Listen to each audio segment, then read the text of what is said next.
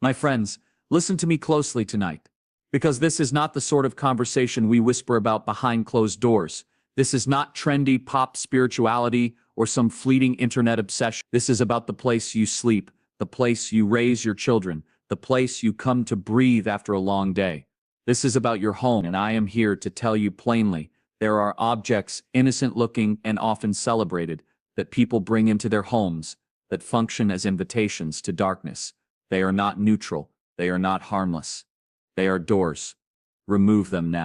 We have been sold a comfortable lie that everything in our lives is merely aesthetic, merely cultural, merely symbolic. Buy the lamp, hang the poster, collect the trinket. It's cute, it's quirky, it's fashionable. But things that carry centuries of occult use or that serve as channels for divination and manipulation do not lose their history simply because a store packaged them prettily or because a celebrity put them on Instagram. If you place in your house an object long associated with summoning, binding, or appealing to hidden forces, whether you believe in such forces or not, you are playing with gateways you do not understand. You are at best opening your door to confusion. At worst, you are allowing a long-term assault on your peace, your sanity, and your family. I want to be clear and precise, because clarity is courage. I'm not speaking in parable or jest. I'm speaking about 7 objects, 7 items that too many people dismiss as kitsch, nostalgia, or fashion. These objects have histories, they have function, and they have effects that ripple through the life of a household. For each one, I will describe what it looks like in ordinary life, how it functions spiritually, the signs it leaves behind, and the decisive action you must take. First, the crystal ball. A glass orb, polished to perfection, sitting on a velvet stand, romanticized in movies, photographed on trendy shelves. People tell themselves it's a beautiful paperweight or aesthetic decor. The truth is simpler and harder. The crystal ball is a tool of divination. For centuries, those who seek to peer into the future, to seek counsel from something other than the light of truth, have used the reflective sphere to invite visions and voices that are not trustworthy. When you accept the crystal ball into your home, you normalize the search for hidden counsel through objects. It trains the household to look outward to mysterious sources rather than upward to guiding truth. Over time, you will notice small things. Decisions that once were guided by principle become swayed by fleeting hunches. Unity in the home erodes into private anxieties, masked as spiritual practices. The remedy is immediate and unequivocal. Remove it. Do not place it in a drawer. Remove it from your presence. Dispose of it respectfully, and then restore your home with clarity, light, literature, and conversations that are open and accountable. Second, tarot cards.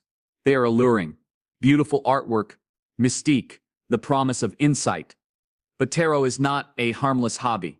It is a system built to interpret and manipulate what is unseen. Tarot readings habitually reorient people toward fate rather than responsibility, toward prediction rather than moral deliberation. When a card deck sits on your coffee table, it invites a habit of looking outward for answers rather than looking inward, clear-eyed and accountable. You will see the effect in the way families begin to speak. Certainty becomes conditional on what a card once hinted.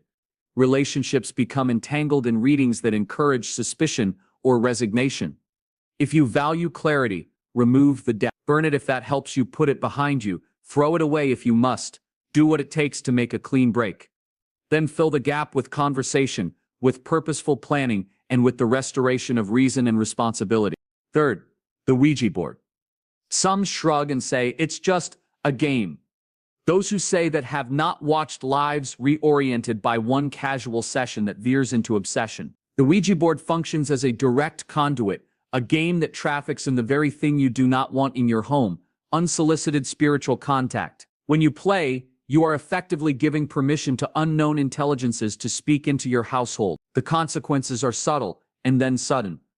Recurring nightmares, electronics behaving strangely, a heaviness in the rooms where people once felt light. If an Ouija board is present in your home, do not hesitate. Destroy it. Remove every trace, and then cleanse your spaces with intentional practices that restore dignity and peace. Light, song, prayer, or a family ceremony that re-anchors your shared life in what you value. Fourth, voodoo dolls, puppets, or any object fashioned to represent a person for the purpose of manipulation.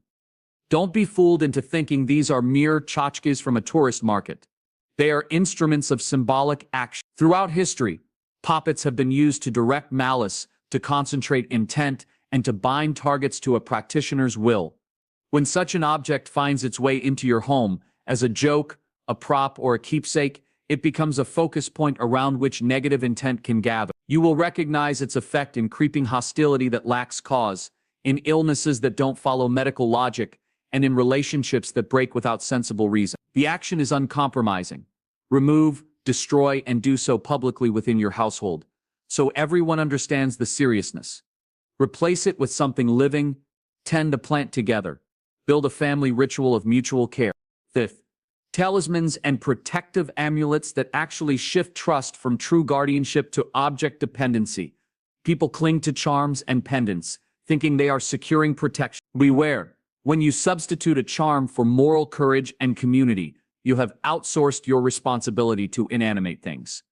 Talismans can foster a false sense of security that is brittle and isolating. It is especially dangerous when a family comes to believe their safety depends on an object rather than on wise choices, communal vigilance, and moral grounding. If you wear or display an amulet and believe it is the primary bulwark for your well-being, trade that dependency for practices that work. Prepare plans, build relationships with trusted neighbors, ground your household in practices that strengthen character and prudence. Cast off the charm and embrace the hard, beautiful work of stewardship.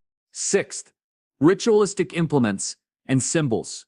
Brooms ritualized, cauldrons, ceremonial knives, or icons that are used in occult rites.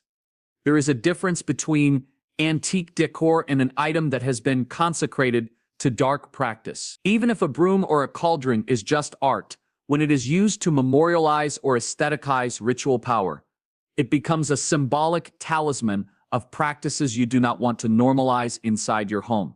The presence of such ritual implements shapes the conversation within four walls. It reorients curiosity towards secret rites, away from public accountability. The fix is decisive. Remove these items and replace them with artifacts that celebrate heritage, labor, or faith in ways that strengthen family bonds and civic life. A handcrafted bowl, a family heirloom, a piece of meaningful art that speaks of shared value. Seventh, books, guides, and instructional material that teach how to access hidden powers, manipulate spirits, or practice divination. Ideas are not neutral. They educate and they orient. A book that instructs on rituals, incantations, or the binding of others is not a harmless collectible for the shelf. It is a curriculum for harm. If such literature is in your home, do not hide behind the notion of free inquiry. Inquiry is noble, but unmoored curiosity without moral anchoring is dangerous in the household context. Remove those texts. Replace them with readings that cultivate wisdom, history, philosophy, scripture, and literature that ask the hard questions and equip you to live well. Now that I have named these 7 objects, the crystal ball, the tarot deck, the Ouija board, the puppet or voodoo doll, talismans that substitute for true protection, ritual implements and symbols, and manuals that teach occult practice, the question is simple: what are you going to do about it? Information without action is vanity. You can know and do nothing, and life will continue to erode in quiet ways. Or you can act decisively and reclaim your home. Action begins with inventory. Walk through your home with eyes wide open. Look honestly at the shelves, the closets, the attic, the boxes. Ask yourself, not, is this trendy, but what history does this item carry? What does it ask of me? This is not paranoia, it is stewardship. It is the same care you would take if you smelled smoke or found mold. Some things you will remove quickly. Others may require a conversation with a spouse or family member who is attached. Be kind, but firm. Be loving, but resolved. When you remove these items, do so in a way that marks the moment. Ritualize goodness into the space you have cleared. Clean the shelf. Open the windows. Say a prayer or a declaration that this home is a place of dignity, mutual respect, and light. Bring in objects that build rather than hollow. Bring photographs of moments that bind you. Bring books that challenge the mind and enlarge the heart. Bring crafts and tools that teach craftsmanship and continuity. Replace pockets of occult curiosity with traditions that are communal, accountable, and life-giving. But do not stop at objects. Reclaiming your home means reclaiming conversation and practice. Teach your children how to ask, what does this mean? Where did it come from? Who benefits from it? Teach hospitality that is disciplined. Invite neighbors over for meals that build real relationships, not virtual likes. Create weekly practices that align your household towards service and responsibility. Community is the best antidote to secretive tendencies that allow harmful practices to take root. A thriving household is one where curiosity is married to accountability. If you are tempted to dismiss all of this as superstition, recognize the practicalities beneath the language. The presence of these objects often correlates with patterns that are plainly destructive. Addictive curiosity, isolation, secretive behavior, the elevation of experience over duty. When an object sits in a home that prizes instant sensation above steady stewardship, it becomes a symbol of a deeper problem. You cannot merely move the object, you must address the habit that allowed it in. Strengthen routines. Reinforce accountability. Make vulnerability communal so that secretive curiosity becomes shared and discussed rather than hidden and followed. For those who worry about offending friends or being labeled harsh, hear this. Courage often looks like discomfort at first. If a friend gifts you something that threatens your household's life, say thank you and speak your truth. Explain what your home is for. If a family member resists, listen. They may be wrestling with different wounds that led them to those objects. Invite them into a path of repair. Not just a command to throw things away, but when a line must be drawn for the safety of a household, draw it. Do not sacrifice your family on the altar of social ease. Practical steps you can take tonight. Make a list of every object in your home that invites hidden power. Physically scan, inventory, and decide. Remove those items with ceremony. Replace them with practices of light, music, reading together, family projects, service. If you need further help, seek it from trusted community leaders who share your values. Do not give your authority away to strangers or unaccountable experts who profit from mystery. Finally, adopt an annual household review, a time when you evaluate not just your finances and your calendar, but your culture, your artifacts, and your spiritual atmosphere. We live in a world that loves novelty, that fetishizes the mysterious, and that sells the illusion that meaning can be purchased. Resist that drift. Your home is not an accessory. It is the foundational environment where your life grows.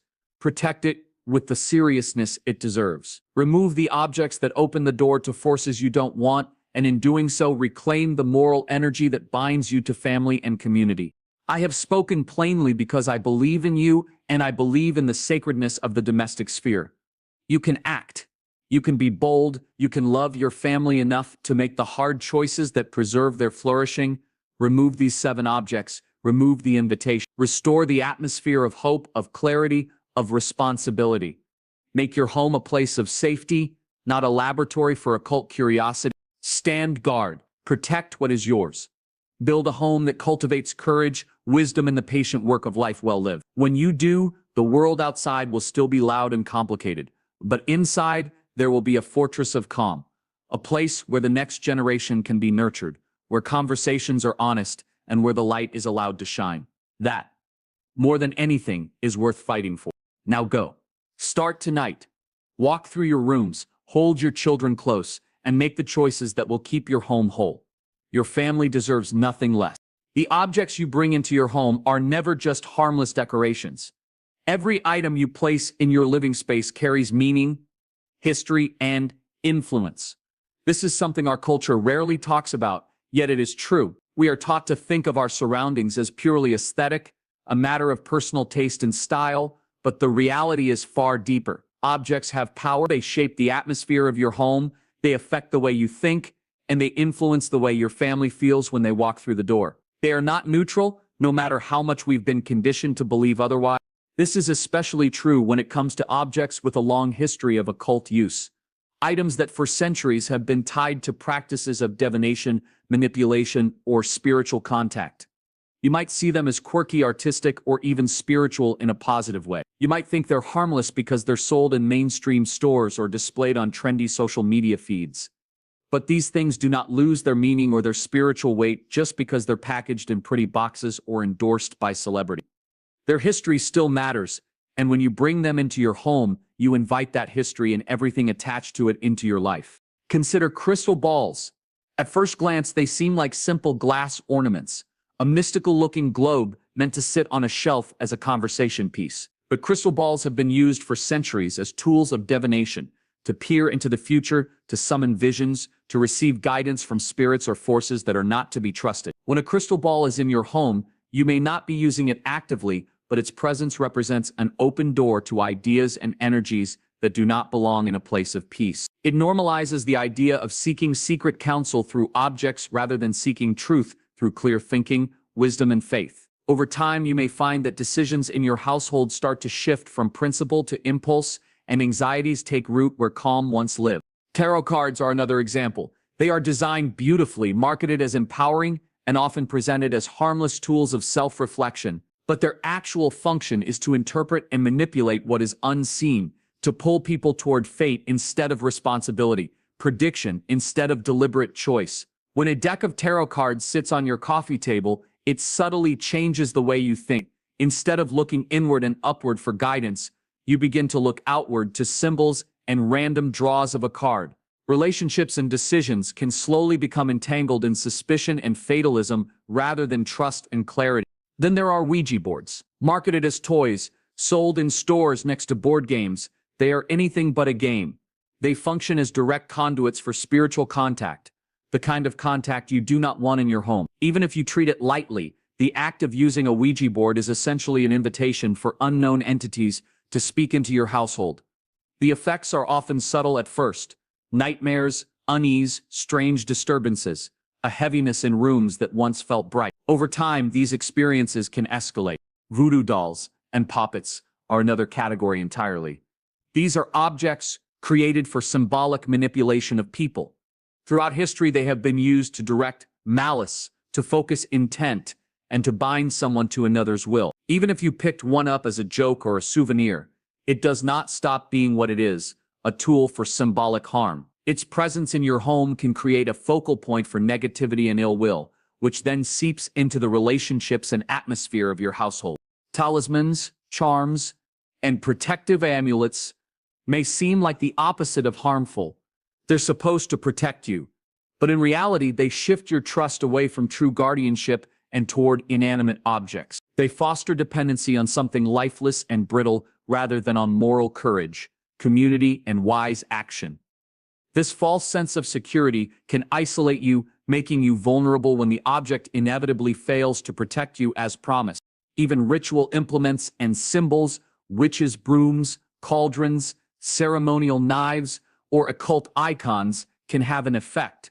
While some might be purely decorative antiques, many are consecrated to practices you do not want normalized within your home. Their presence can reorient curiosity towards secrecy and hidden rites, away from openness and accountability.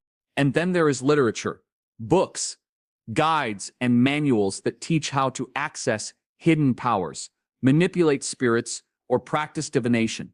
Ideas are not neutral. They educate and orient the mind. Having such texts in your home creates a quiet curriculum for harm, shifting your thoughts and values in ways you may not even recognize until it's too late. These objects, crystal balls, tarot cards, Ouija boards, voodoo dolls, talismans, ritual implements, and occult books, are not neutral. They are not harmless trinkets. They are doors. Doors that invite confusion, darkness, and chaos into your home. Doors that can disrupt the peace, the sanity, and the unity of your family. They create vulnerabilities you cannot see but will surely feel. The truth is simple and stark. Your home should be your sanctuary. It should be the one place where you and your loved ones feel safe, grounded, and at peace. When you fill it with objects that have long histories of darkness, you compromise that sanctuary. Whether or not you believe in unseen forces, you cannot deny the psychological and spiritual weight of these items. They carry an atmosphere with them, an atmosphere that you and your family will live in day after day. Recognizing this is the first step toward reclaiming your home. Awareness is power. Once you understand that the objects in your home are not neutral, you can begin to make choices that protect your peace, your clarity, and your family's unity. You have far more power than you think. The narrative of helplessness, that the things in your life are inevitable, that your environment just is what it is a lie. You are not powerless in your own home. You are not a guest there. You are the guardian, the builder, the protector. That means you have both the authority and the responsibility to decide what stays and what goes. You are not at the mercy of these objects. They are at the mercy of your choices. If you have already identified items in your home that do not belong there, crystal balls, tarot cards, Ouija boards, voodoo dolls, talismans, ritual implements, or books teaching hidden practices, then the next step is action. Action is the dividing line between awareness and transformation. It is not enough to simply recognize these objects, you must remove them. Delaying only deepens the hold they have on your space. The sooner you act, the sooner your home begins to heal. This process begins with courage. Courage to look at things you may have once loved or admired and acknowledge the harm they bring. Courage to face family members or friends who might not understand why you're taking this step. Courage to say, my home is sacred. My family's peace matters more than appearances. I will not leave doors open to confusion or darkness. That courage will become the foundation on which your new atmosphere is built. When you act decisively. Do not simply put these items in a drawer or a box for later. Do not hide them in the attic. As long as they remain in your possession, they remain connected to your environment. Remove them completely. If possible, destroy them so they cannot find their way back. Break the crystal ball. Tear up the tarot deck. Snap the Ouija board and discard the pieces. Burn the voodoo doll. Cut the cords that have tied these things to your space. Doing this sends a clear signal to yourself, to your household, and to whatever forces these objects were linked to, that your home is no longer available to them. But don't stop there. This is not simply about removing objects. This is about reclaiming authority. Once you have cleared away what doesn't belong, you must replace it with what does. Light, clarity, family values, practices that strengthen character and connection. A vacuum left unfilled is an invitation for old habits to return. Fill your shelves with books that teach wisdom and truth. Hang art that speaks of hope, courage, and beauty. Place objects in your home that remind your family of your shared history and your shared purpose. Build rituals that anchor your household in openness, accountability, and care. Reclaiming your home is also about reclaiming your mind. It's about breaking the reflex of looking to objects or secret knowledge for guidance and instead turning toward truth, reason, faith, and community. When you remove a talisman, you're not just discarding a piece of metal or stone, you're shifting your trust back to what is real and reliable. When you throw away a book on occult practices, you're not just clearing a shelf, you're clearing your mental space, making room for wisdom and responsibility. This shift is profound. It resets the culture of your home. Understand that this work is not superstition, it's stewardship. Just as you would remove mold from your walls, throw out spoiled food from your kitchen, or lock your doors at night, so too you must guard the spiritual and psychological atmosphere of your home. You do it not out of fear, but out of love. Love for your family, love for your future, love for the peace you want to cultivate within your walls. Once you've taken these steps, mark the change. Make it visible to yourself and your family. Clean the spaces where the objects once were. Open the windows to let fresh air and light in. Say a prayer, speak a declaration, or simply express out loud what you intend your home to be. A place of dignity, mutual respect, and light. Celebrate the act. By doing so, you are creating a moment your family will remember, a turning point when your home shifted from being vulnerable to being fortified. And then keep watch. Not in paranoia, but in awareness. New objects and trends will always come along, promising insight, power, or protection. Teach yourself and your children to ask, what does this mean? Where did it come from? What does it invite into our lives? That simple habit will safeguard your home long after the current objects are gone. Your home is more than four walls. It is the foundation of your family's life. It is the environment where values are formed, habits are built, and futures are shaped. Protecting it is not optional, it is your duty. When you remove what invites darkness and replace it with what cultivates light, you are not just cleaning your house, you are reclaiming your destiny. You are drawing a line that says, this is our sanctuary. This is where we grow. This is where the next generation will thrive. Act now. Do not wait. Do not make excuses. Walk through your rooms tonight. Hold your children close. Take the steps that will keep your home whole. Your family deserves nothing less, and you are fully capable of making it happen.